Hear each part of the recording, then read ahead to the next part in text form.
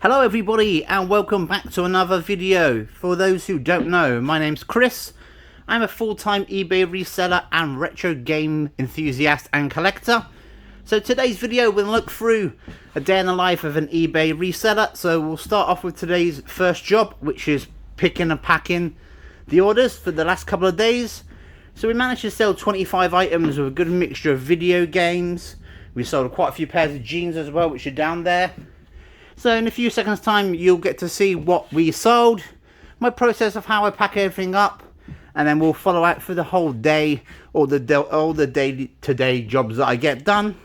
So if you're new here, please consider subscribing for all your reselling and retro gaming content, and enjoy the video.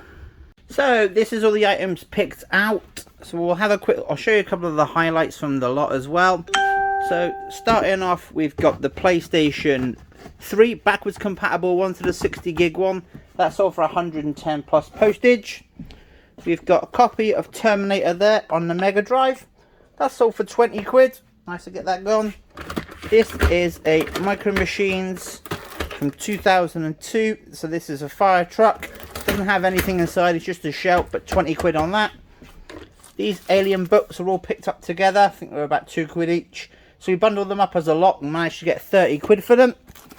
This is a Scotland goalkeeper jersey. It was brand new with the tags. We picked it up for about a tenner and we took an offer of 20 quid to get that sold. Thank you very much. Down here we have this Batman 300th issue. A graded book there, so we can get the light. Graded book there. So this was part of a trade. So we traded this for some video games that were going to get bundled up with consoles anyway. So we took 60 quid on that. So happy that one's gone. Jeans, we've been doing a lot of jeans recently. So you've got Pretty Green, you've got Levi's, and you've got Tommy Hilfiger. 20 quid each they sold for.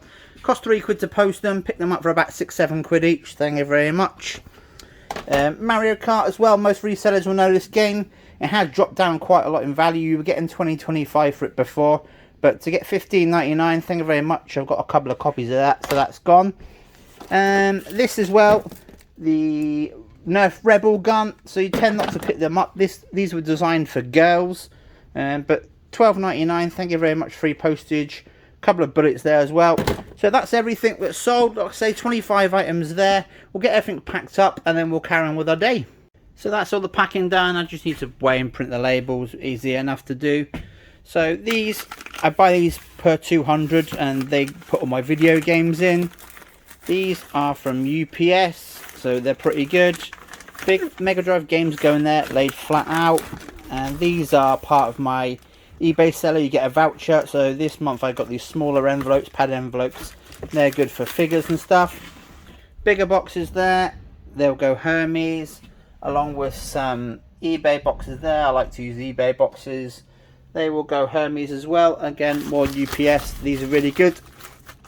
Someone let me know that you can order some free shipping supplies from the UPS website, so that's really good.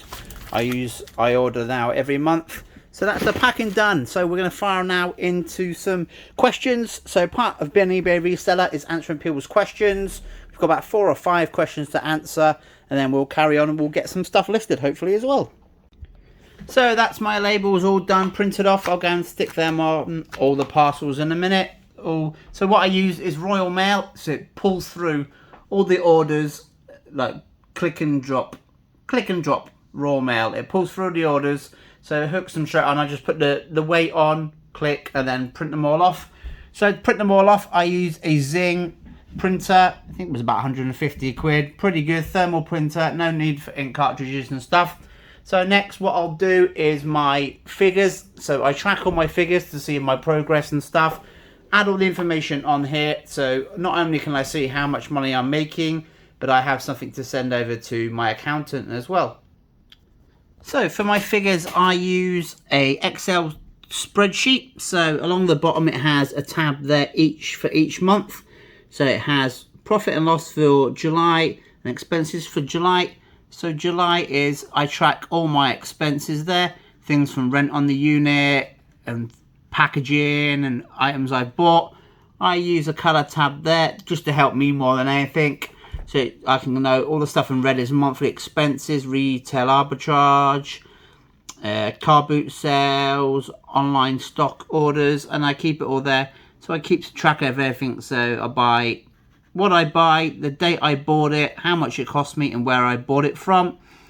And then when you go into this spreadsheet, so along there you have the date, you have the item that was sold, you have the buyer's ID, you have the date I posted it, you have item cost that it cost me, so sometimes it's a rough estimate.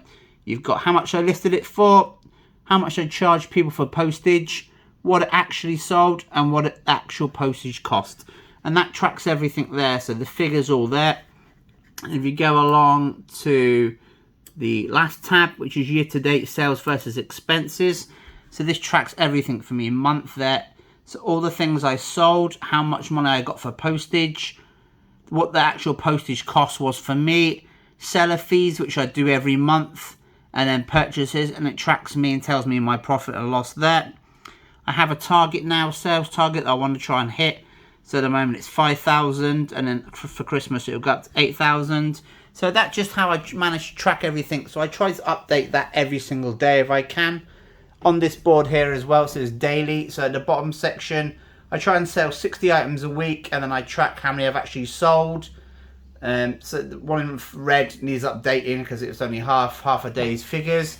Up the top as well, I try and do £1,250 in sales, and then I just take a note there of everything that's sold, and then I track it along the bottom there.